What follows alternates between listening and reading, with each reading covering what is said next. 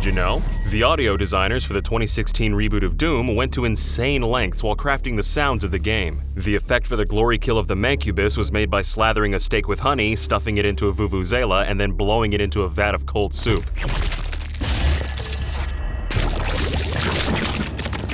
And the theme music from the main menu features the sound of a chainsaw run through a synthesizer as the lead instrument.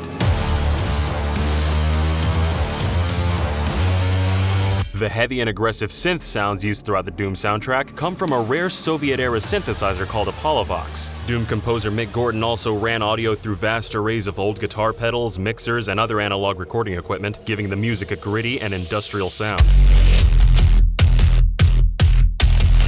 Many songs from the Doom reboot also reference previous games in the series. The track Ties That Bind has a musical allusion to the Imps song from the original Doom.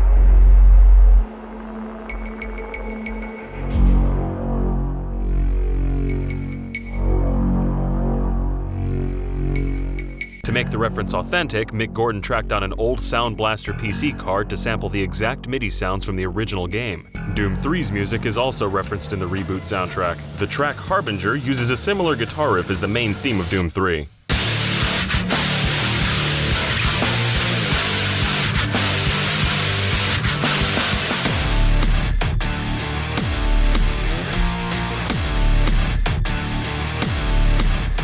The most bizarre secrets within Doom 2016's soundtrack can only be found by running the music through a visual spectrograph. The opening to a track known as Cyber Demon contains satanic imagery depicting pentagrams and the number 666.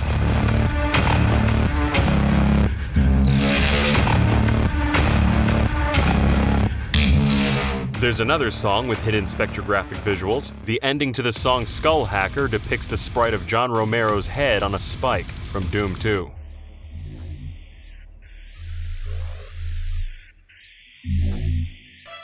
The theme for the evil scientist Olivia Pierce was inspired by the classic Doom track Suspense. It was one of Mick Gordon's favorite songs from the original Doom, and he felt the dark tone captured her evil characteristics. Olivia Pierce was modeled after the actress Tilda Swinton, and was specifically influenced by her role as Karen Crowder in the 2007 film Michael Clayton. According to creative director Hugo Martin, the film's style of indirect storytelling was also an influence for Doom 2016. While developing the narrative of the game, lead designers Hugo Martin and Marty Stratton had long discussions breaking down films and trying to find what made them great. Another movie they found inspiration from was the 1991 action film The Last Boy Scout. Hugo Martin explained in an interview with NoClip that it was one of his favorite movies and he loved its self-aware humor. After several failed attempts at writing a serious story for a discontinued Doom 4 project, the team felt that Last Boy Scout's self-aware tone was a better fit for Doom. The opening sequence of Doom was inspired by the surgery scene from RoboCop. The team studied the scene closely and wanted to emulate the moments that showed the audience how powerful RoboCop is going to be. id Software designed a few very different opening cinematics before settling on a final version. Some early versions of the opening featured drawn-out tutorials and a segment where Olivia paced, lecturing the Doom Marine as he was strapped to a chair. The team found that these story elements interrupted the flow of gameplay and didn't set the right tone. This frustration manifested in the story segment where the Doom Marine throws a screen as a mission brief plays. It was deliberately added as a statement on the importance of narrative in the fast action game. Hugo Martin stated, "We're gonna set the tone for the whole game. It's an action-first game, the beginning has to be action. We know this is ridiculous, you know this is ridiculous. Good. Can we just shake hands on this and have fun?"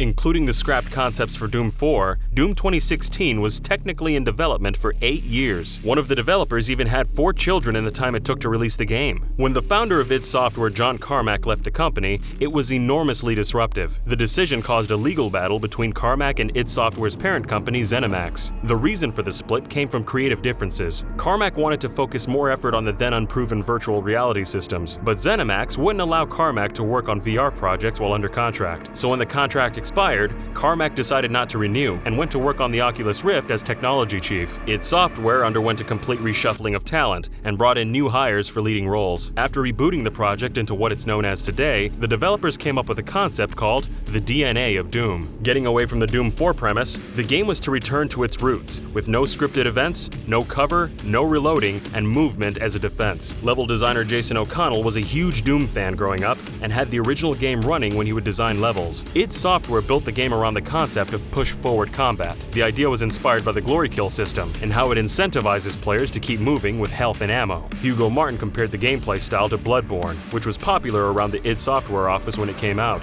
The game's finalized story was one of the last pieces to fall into place. When asked how far along in development the story was finished, Hugo Martin refused to answer, stating, "It would make us sound irresponsible if I told you how much time was left."